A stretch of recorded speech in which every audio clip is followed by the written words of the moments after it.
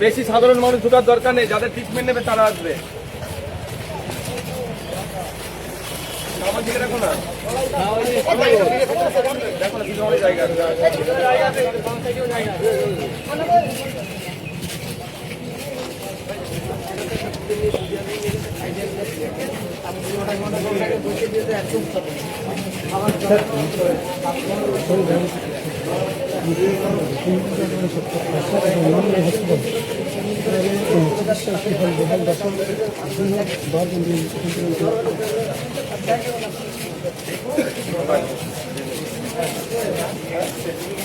light